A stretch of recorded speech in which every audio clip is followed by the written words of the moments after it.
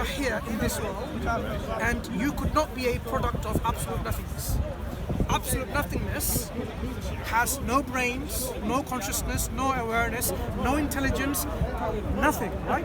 So there has to be some cause for your existence as a humanist in this world which explains your existence. As a humanist, how do you explain the existence of everything? Matter, space, time, and you. So my favorite answer to this question is I don't want to sound so pompous as to say I know the answer from something from that. There's two small ones that you have to remember. Atheist is atheist. If I am against God, it's anti-theist. That means I don't believe in God. I'm an anti-theistic. No, in Greek, the A is a negative of theist. Yeah, so it's there like is no theist. It's simply the negation. It's a negation. It's not a state where so I you're say... denying the existence of God. I'm not you're denying. An atheist. No. Etymologically. I think we understood from what you said what your atheism is. Yeah, okay. We are not discussing with this militant atheists. And the second part is something from nothing is not correct as well. The Big Bang is not something from nothing. It is. When people say the term for the Big Bang, something from nothing, it's not correct. The actual term for the Big Bang is a collapse and expansion. I'm not talking about Big Bang. I'm not interested in that. That's the existence of being as such. That's not what I'm discussing. Can I clarify? Okay, yeah. The fact that we are here, we are something, right? Yeah, we are something, yeah. Yeah, matter, energy, whatever you call it, something. Could there be a time in the past where there was absolute nothingness, absence of everything? Without knowing the absolute facts, possibly. You know what I mean by absence of everything?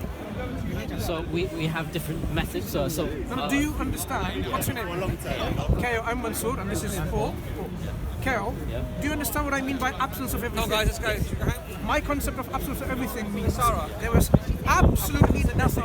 That means there is no quantum fluctuations. Yes, okay. There are no quadrons, hadrons, leptons, gluons. Okay. There are no quarks. So you're defining absolute nothingness. Absolute nothingness is not an entity. Yeah, it's a concept. It's a concept, yes. Okay, Yeah. it is a concept. In this concept, it's absence of everything that we say is things. Yes. Right.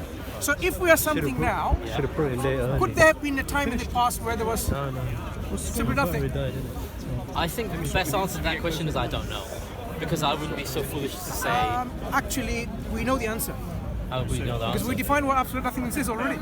We haven't. I just did to you. But that's not absolute nothingness. We don't know what it is. So basically, Keo, you are now disagreeing with my definition of absolute nothing. But we...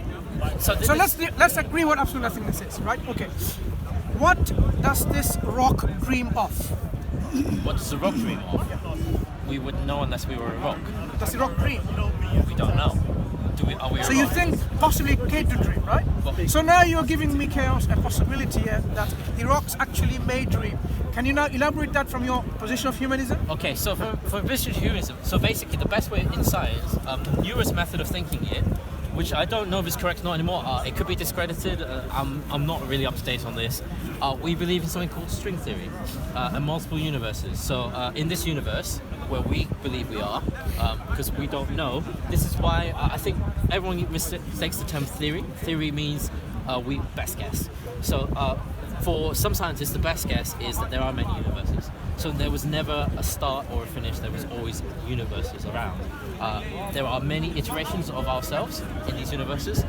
Some could be based on a flip of a coin, some could be based on a different mind. I don't know if this is true, by the way. This is just this is one of the theories I was reading about. The other theory is creator God, of course, and the other theory is the Big Bang.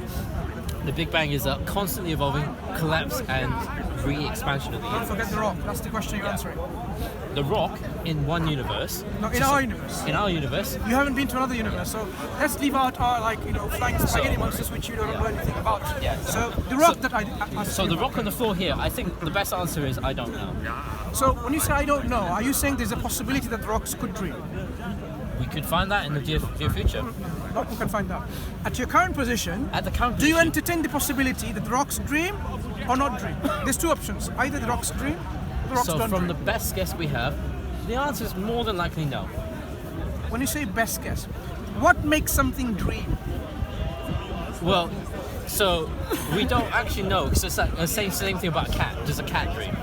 So we don't know because we There's a haven't. difference between a cat and a rock. But rocks, What's that difference? Rocks are organic. What's the difference between a cat and a So rock? rocks have organic material in What them. is the difference between a cat and a rock?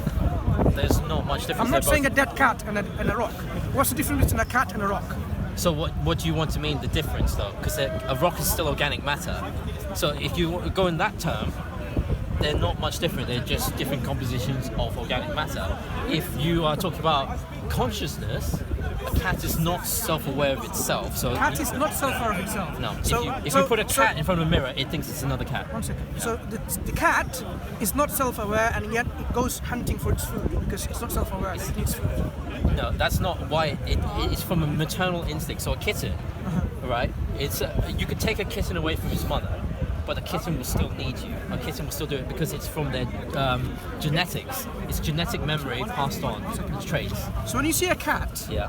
and the cat is normally abused, right? The next Yeah. time the abuser comes and wants to do something like a hammer or something, Yeah. like some guys we know about, they want to kill their Yeah. fathers, right? Yeah. Imagine that guy Yeah. wants to hammer the cat David and kill Wood, I it. think. Do you think the cat will stay, or No, will it that's just a disappear? That's a flight reflex. The cat is not self-aware, and yet what reflex is it showing from what? It's reflecting from danger. What it But the perceives. cat is not aware that it exists. It is not aware of itself in a mirror. So if you No, we're not talking about mirror. Not everyone knows what a mirror is. so a reflex action. is- Self-awareness of oneself. So when you see animals, are you saying the animals are not self-aware that they're there? Some don't. Yeah. Like a cat. Yeah. Some don't. Some are not aware of themselves. Strange cats. No, this is actually scientific theory. We have proven this, but the best way of doing it is you get a cat and you get a dog and you get a monkey, a chimpanzee. You put a dog and a cat in front of a mirror and you put So you're a talking red about the dot. mirrors again. Yeah. Are you saying the mirror determines someone's self-awareness? Of course it does. You're aware of yourself. You can if you see the dot on your head and you touch the dot, then you know I can it's imagine you. a tribe living in the Amazon rainforest, never seen a mirror before, coming across a mirror the first but time. they have done this test and it has- and then it being has come freaked out. out by it and not recognising. So they would fail your test, and yet they could obviously be self-aware because they're human. So that is not an infallible test. It's not that- infallible. Okay. Sorry, just to interject a second. Yeah. So what we could actually say from that scientific experiment is that they're not aware of the reflection. I don't think you can take it that they're not aware of themselves. I think Unless they stopped feeding themselves, my friend. No, I That's think a different I think- matter. Do you see my I think- point yeah, here? yeah, okay, I agree with that. I said it wrong. I think the idea, the best way of saying it is the way that they do it in the experiment is they put a red dot on the head and they point themselves at the mirror. So a 1-year-old child will touch the mirror where the dot is, but a 2-year-old child will touch his head because it knows the dot is on its head, not on another person. So that there's awareness has changed. Fair. So just last bit. Yeah. So they what we could say is they're not aware of themselves. Yes. Yeah? Is that what you're saying? Yes. Because I don't think that's the case, because the fact is they're not aware that what they're looking at is them. Yes. They are aware of themselves, otherwise they wouldn't move their hands, they wouldn't move anything. Do you see my point? I think it's a distinction, a valid distinction. I think that's a valid distinction. I'm not good at. I'm not the best at this part, fair. right? That's So fair, that's I'm fair. gonna. The way I was taught it was awareness. The best way of saying awareness is. Yeah. What's the best example? Breathing. Is the universe self-aware? Okay, breathe. Thank you. That's the best one. Breathing is instinctive reflex. You know to breathe, but who taught you to breathe? No one taught you to breathe because it's a natural instinct that is required to program. live. It's a program, part of your body. Yeah, it's a a part of program. your It's a settled. So, Once you program someone to breathe, you breathe through your. But nervous through system. programming, we have lost many traits. So I mean, if you look at your back here, you touch the top of there, we have a tailbone. Right? And from that tailbone, we used to have a tail. Yeah. So you can actually feel it. So have you seen a human being with the tail in the remains? We have, yeah, through. How long is the tail of a human being in the fossil record? I can't remember. I'll have to Can go you back. look it up? Yeah, Yeah, I'll have a look Then for you next time. you should be able to see that in the Naturalist Museum next time. The human beings, ancestors of human beings. Yeah, the had- common ancestry. Yeah, had a long tail, Yeah, right? no, it's not. I don't know if it's a long tail. I can't say that. That's what you're suggesting, right? Yeah, Anyway, but we were suggesting- I haven't seen in any museum that human So beings if you look in here, their fossil record. yeah, we have a tailbone. Yeah, but doesn't we also mean that have you had a tail. all right, and we have an appendix. Our appendix originally was designed for raw meat. We don't eat raw meat anymore, so our appendix is useless. So if you cut the Stop appendix, that. Okay. yeah, you get. If you, Sorry. Yeah. Just, Yeah. you are in the medical field, right? Yeah. And you're saying the appendix is useless. Yeah, you can remove it. And it has What no controls purpose. your stress? Does appendix have a role in stress control? He works in a medical area as well. Look, there's no point Paul says it like- discussing two people in the medical field, right? This was the beliefs once of evolutionists where they wanted to show like vestigial organs. Yeah, You know very well, right? we have. Vestigial organs. Oh, we had these organs, evolutionary leftovers. You know, that's you don't need them anymore. Yeah. As time went, let me start with you just a brief history about this. Yeah. Initially, the list Yeah. say about that one. You know, Yeah. I'm going to quantify in this one. Yeah, it was about that. Right. Guess what? As time went and we understood the mechanism, the physiology and function of this, it became shorter, shorter and shorter and shorter. So what we thought was useless actually has a function. So once, many years ago, people were thinking about the vestigial organs and someone asked this question, the appendix. Yeah. And they asked this question to Scientific American. Do you read Scientific American? I used to read Scientific American and New Scientist back in the uni days. Yeah. I loved it because of their questions at the Yeah, end. they Right? do, Like, yeah, right. they change it. And they asked these questions and then two independent scientists answered this question about the role of the appendix. Okay. And guess what? Even from that time onwards, now maybe about 15 years onwards, or even longer, I still see, like yourself, people somehow in this indoctrination of this belief that appendix has no role, appendix has functions no purpose. But what I'm saying is it does. But that's not the point I'm asking you though. I want to go back. Okay, You know, so let's start. we're not discussing this about evolution and this. Yeah. We want to talk about you are in existence now. Yes. Right. If there was nothing, meaning no energy, Yeah. no matter, Yeah. no fluctuations, Yeah. then we would expect no energy, no fluctuation, because Correct. energy and fluctuation won't come from nothing. There has to Correct. be Yes. Correct. some origination of this. Yeah. So if you're already seeing in this universe Yeah. this something, Yeah. you cannot postulate as a scientist, because then you have to say I'm not a scientist anymore. As a scientist, whether you are a scientist in the quantum mechanics field or Correct, otherwise, you cannot say the universe came from nothing. No and one says if that. you Correct. Yeah. Well, I don't know. no anyone one who- says that? I don't know anyone. What's who this says book that. called, The Universe from Nothing by Professor Lawrence Krauss? Okay, then if he wrote that, then he's not really good at that. Then. He is been voted by being the one of the most prominent, influential scientists in the world. One of them, right? Out of the only. I think that's a concept. I mean, No, I'm just highlighting the fact. I'm not saying he's so great. In this case here, he's very deceptive. I actually approached him once. With my 2-minute encounter with him on a book signing. Why are you deceiving people saying the universe came from nothing when you know very well that that's not the case? And this is how I explained in my book what my nothing is. His nothing is something. So he is basically saying the nothing that I'm describing is actually something, this process, so he's deceiving the mass of atheists who thinks now we have a scientists who are with us, supporting us, saying the universe can come from nothing. I think this is what you are. So you use journals, which is great because that means that now I can go read the journal, and once it's read, as you know, with the medical journal, we can say yes, okay. So like you say with me, with my field, we now know that cabbage, where we cut your chest open to do it, is wrong. We do it through the leg, and it's much better.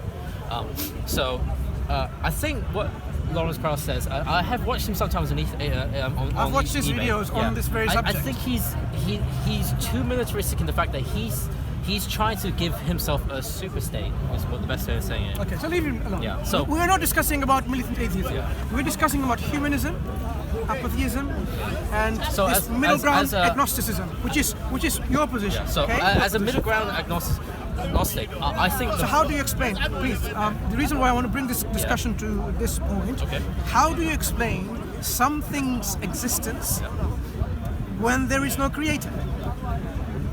So the best way to say that is, how would you say it the best way? My way of saying it is I don't know. So my answer to I don't know is, rather than me trying to figure out an answer, I will live my life according to a humanistic view. And when I meet my creator, if I do meet my creator, I can ask him that question. Okay, interesting answer, but it's not the right answer, is it? It's If I not go to right. an exam, Of course it is, yeah. if I go to an There are exam, no real if I go exams. to an exam and I say I don't know, I'm not going to get any marks because marks are only for right answers. But- You might get a negative marking if when you say get the wrong answer, but the question I asked you about something out of nothingness, if you say I don't know, that is not the right answer. This is simply not knowing what the answer is. Correct. Right. So the fact remains then there is an answer. There is an So, answer. if something exists now, could it come from absolute nothingness? Yes or no? If you say it can come from absolute nothingness, that you're saying when there's absolute nothing, you can get something. how do you get something from absolute nothing? There's nothing to begin with, nothing to do anything. I think the best way of doing it is have you heard of Erwin Schrödinger? Schrödinger's cat experiment. Schrödinger's Cat experiment. This that most, doesn't answer the question. This is the answer. The best answer. The reason why we call it that, it's called a superstate. So you have the experiment.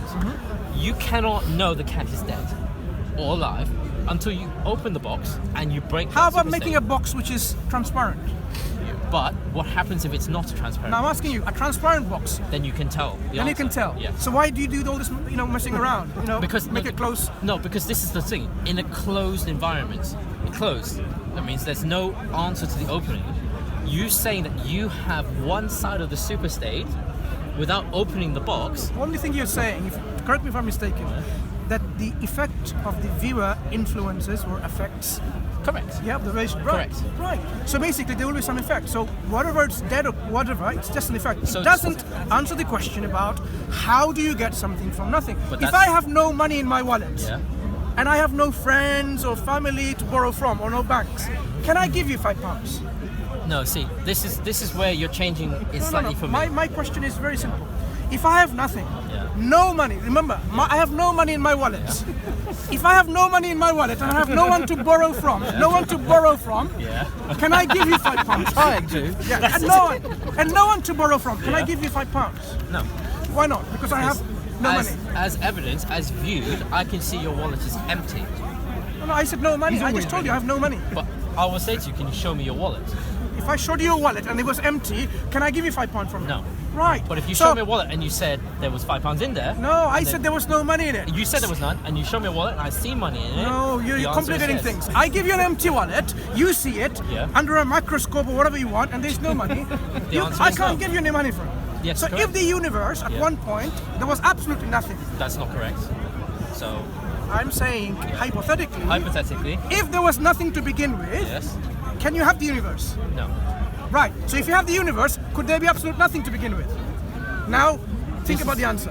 So, my theory, from where I learned it from, the answer is no. But that does not imply there's a creator. There's two sides to that That's coin. not. We're not talking about the create here.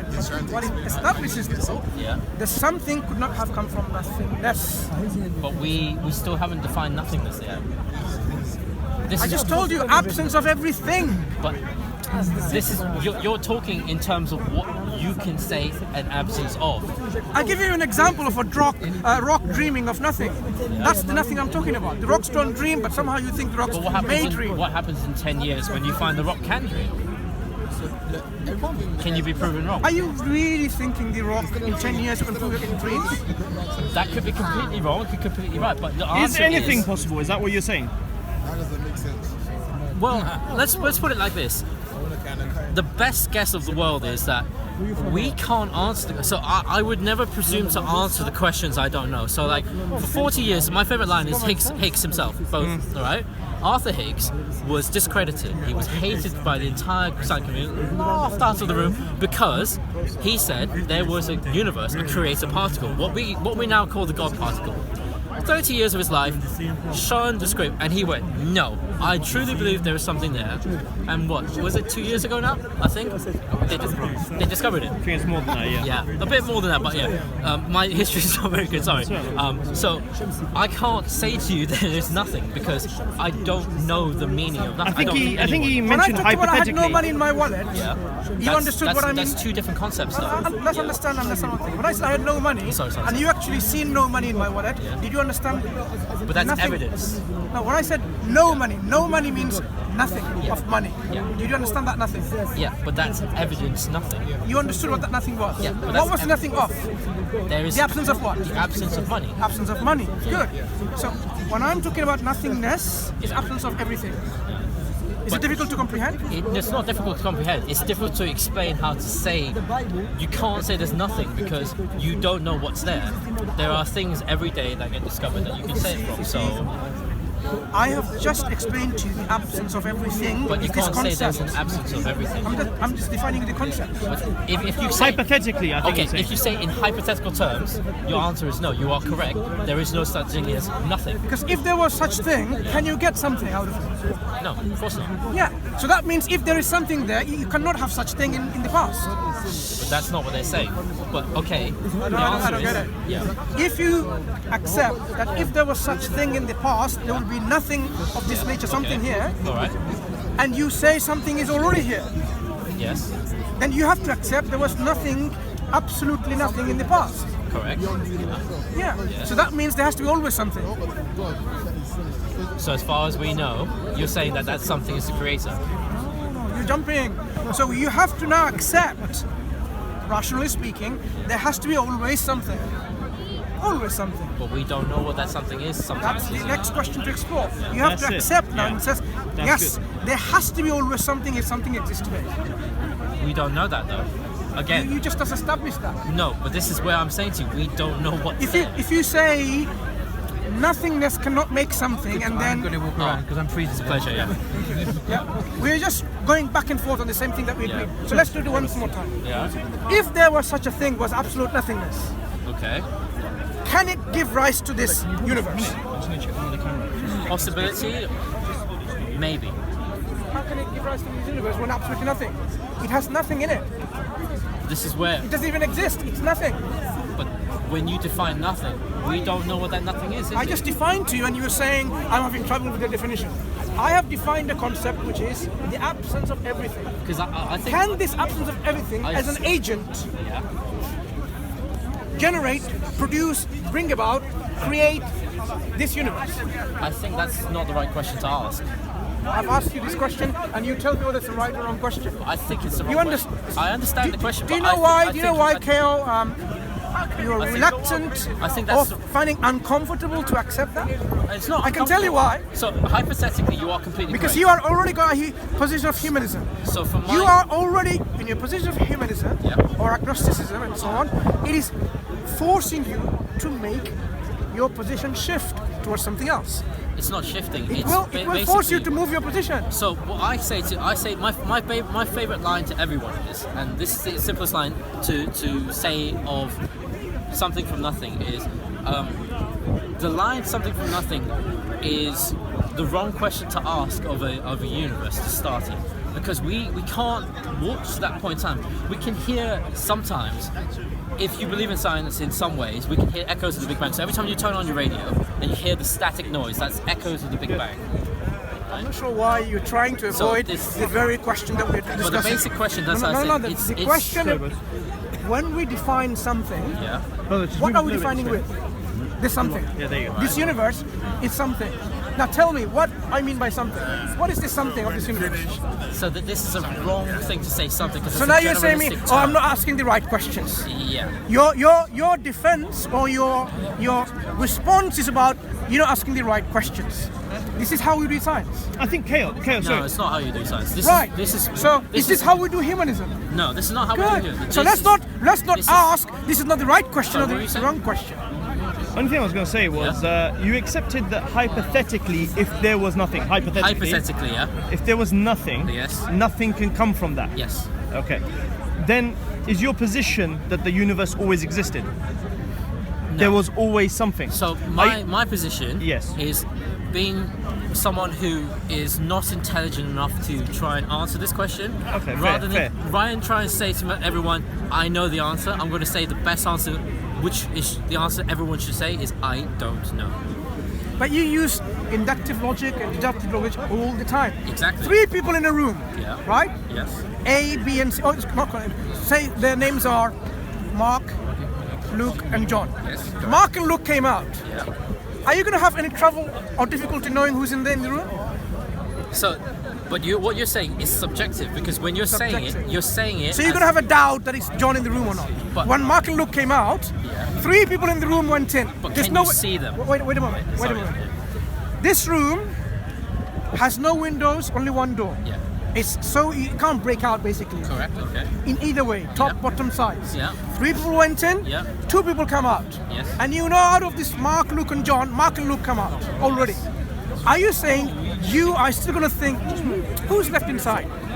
Will you have doubt that's John inside? As a smart person, right? As a person who rationally thinks. So this is the difference, right? As a person who rationally, if I see 3 people walking in and 2 walking out, I know the answer is 1. If you said to me from the outside, there are 3 people in the room and 2 people walk out, until I physically see the 3rd person, I don't know he exists. He doesn't exist to me. He is a non-entity. You see, for some reason you're complicating things. I'm trying to simplify. All the analogies I'm giving trying to simplify. In front of you, you let them in. Mark, you go in. Close the door. Correct. Luke, you go in. You close the door. You put them inside. Yes. John, you put them inside. Yes. So 3 people, you put them inside. Yes. Right? And you close the door yourself. You give the keys. Correct. You open the key. One of them came out. Mark first. Okay. Next, you open the door again, Luke came out. Yes. Now the door is locked. Are you going to have any doubt who's inside? Is it John or not? No, because I witnessed the event. Good. So what I'm saying is, if So you're saying you witnessed the creation of the universe. understand the issues about absolute nothingness and something, if absolute nothingness hypothetically existed, Hypothetically. Okay. it cannot give rise to something. Correct. The fact that there is something here, Yeah. it means this hypothetical nothingness cannot exist. Correct. So there cannot be anything called absolute nothingness. Correct. That means there has to be always something. Correct. Good. So now, since we agree, we're not going to move our position now. Yes. There was always something in existence. Possibly Has- correct. Yes. Let me say, you could say possibly correct. Because I don't know. So. Well, you just agreed. There has Yes. to be. From my point of view, so correct. So. No. I'm not going to move on to any discussion further. I'm sorry, Kyle, if you say possibly. When you already agreed, hypothetical absolute nothingness cannot exist if something exists now here. There has to be something I agree, always. but that doesn't mean it's the truth. So that's what I'm going to say. So are you saying it can exist? I'm not a scientist, so I don't know. So I'm saying to you, my answer is. Do you know? From my point of view, so from me to you, if you ask me my opinion is you are correct. So a scientist today philosophy. or later can tell you that absolute nothingness can give rise to something, If there is scientific method and proof to that, then yes, that's the correct fact of life. which we isn't it? defined already. You're going to rely on a future scientific If proof, evidence, or theory where that's how the world works, isn't it? No. Though? On the basis of science, though. Is science rational? Science can be rational, yes. That's why it's called science. You should be tested and tested. I think it's the best way of saying it. Can I ask a quick question? Sorry, Yeah. I know I asked a few. Yeah. Can science prove God? Okay, so in my view, science can prove God because there will always be a question. Someone will always be searching for God. If there is a God, it will be found eventually because It's a metaphysical, so if it's metaphysical, then it doesn't matter because we have observed metaphysical states. We do have quite a lot of quantum mechanics now, so we know of metaphysical states here and not here at the same time. We have quantum worlds. Yeah. We do understand that there are many more more than we can possibly imagine so far. We already now have discovered Sure. things like that. So you're waiting. Am I correct in saying that if there was scientific proof, you would believe in God? Any atheist who is sensible, that excludes militant ones because I don't know why they do this. Sure, right? sure. So any atheist who is sensible will say the same thing, which is the honest truth, and it should be the case. If a proof existed of a God, Yeah. there is no question of doubt we would. What kind of revert proof from it. you're alluding to? So proof is quite different. Because you're saying if a proof existed, meaning there is no proof scientifically. So that's the interesting question to begin with. Yeah, it's a very interesting question. Is it a scientific question in the first place? It's so for God at the moment, if you consider it in terms of what people are saying at the moment. So if you consider it from a militaristic atheist point of view, they are staking a claim there. He doesn't exist because there is no claim of God. You're missing the whole question. From the scientific method, Yeah. is the existence of God a scientific question? Can you use the scientific method to answer this question? So I don't actually know, to be honest. This is a question that is going to puzzle a lot of people for a long time to come. Do you know what scientific method is? Scientific method is a test, repeatable tests, observable, repeatable tests. So if God is beyond your universe, how can you observe and repeat this observation? So that's the problem with it. If it's unscientific, it's not considered a science, is it? This is the problem that is with atheism of any kind, whether it's militant or otherwise. If I think- you have a particular line of inquiry I think- which is limited in its scope, Yes, it is. how do you then apply that line of inquiry So- with its limited scope and say, I'm going to apply to answer everything? Can science answer whether you are the most handsome man in the world? It can if you have the ability to test every human being. No, you Are you- cannot. It can. This is not within the scope of science. I mean, I don't think you It's you observable. understand. I don't It think is you understand observable. what we mean by scientific method. If you observe and test it and it comes to the same conclusion multiple times. So if I perform an experiment and you think it's wrong and perform an independent experiment away, right, and it concludes that my method is correct, Carry on. it is accepted. Is as beauty science. subjective? Beauty can be subjective, correct? Yes. Are you saying beauty can be objective? Can be to some people. It's in the eye of the beholder most of the time. No. When you say most of the time, when you say sometimes it's not, how can beauty be objective sometimes? Go ahead, explain. So for beauty, I think. So say I think you look good. I think you look bad. It's no offense. It's not true. All right. That's my objective thought from my mind. From When scientific you say, point you of see view. now you're again, From a Kale, scientific point of view. confusing.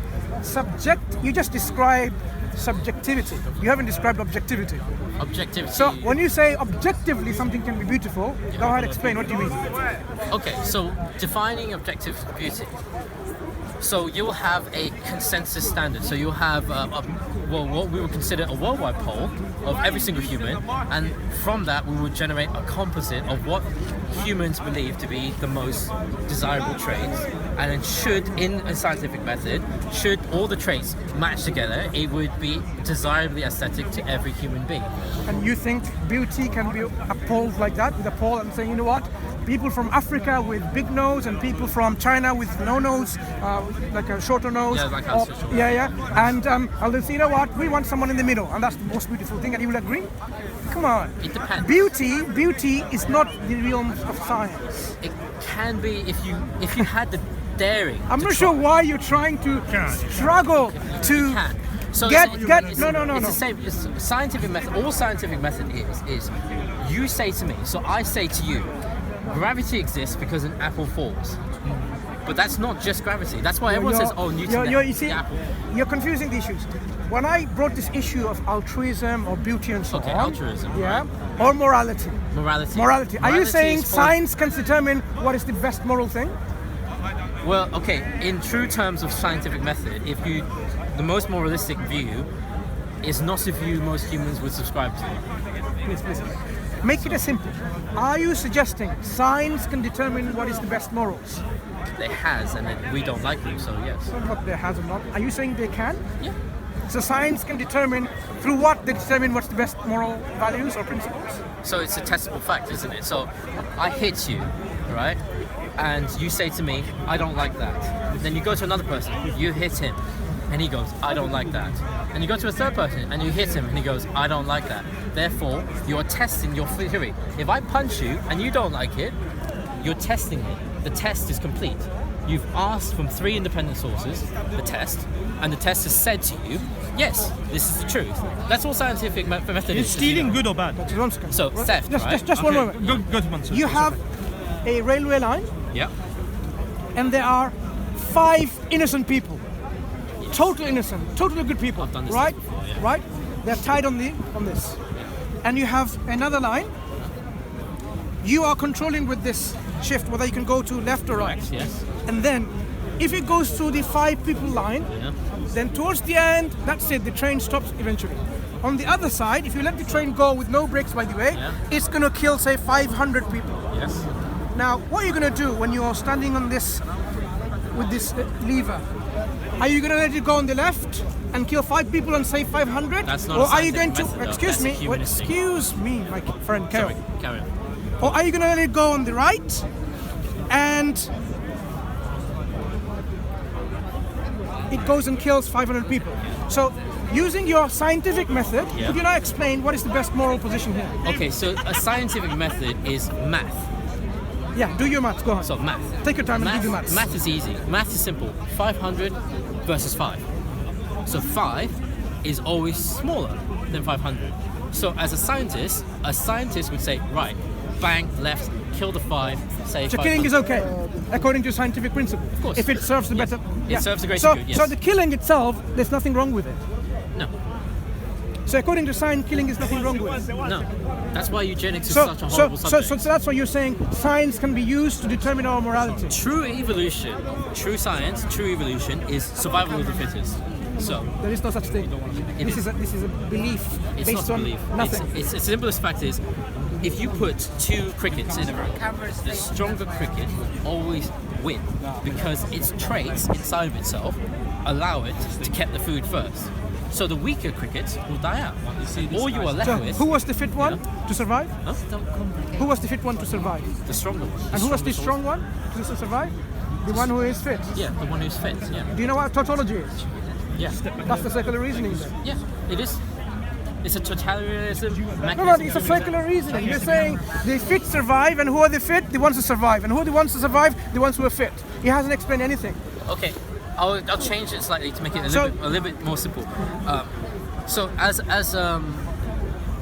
wolves are best. Okay, I think wolves are the easiest one to explain. Dogs all came from wolves, right? All dogs are dogs. You can't say this is a Pomeranian. He's not a real dog. This is a husky. They all evolved from the same part. So when we domesticated dogs, we domesticated them for specific purposes. We domesticated hounds to hunt. So the hounds have enhanced senses for hunting. They hunt because they were bred to hunt. So we selected the one who could hunt and said, I want your children. I want this because I know for a fact this dog and its genetic line can hunt. The line that doesn't want to hunt, I kill it away. So we selectively made that dog. You made the decision, right, with your consciousness and awareness. Nature is not conscious like a cat, as you defined earlier. Nature is not conscious yet. So nature cannot determine whether it's going to make this individual weaker or stronger. No. It is by, I hate to say luck of the draw, but as far as I'm aware, it is luck of the draw. So, with, it's the famous is dodos. I love dodos for the fact of this. Dodos are a evolutionary trait of a bird. When they were on the islands, the Galapagos Islands and everything, they did not develop the need to flight. So they sat down. So the English came along and they thought, that's a damn tasty bird. Killed them all. So now there are no more dodos. Dodos decided not to fly No, themselves. the evolutionary trait means that they did not need to fly.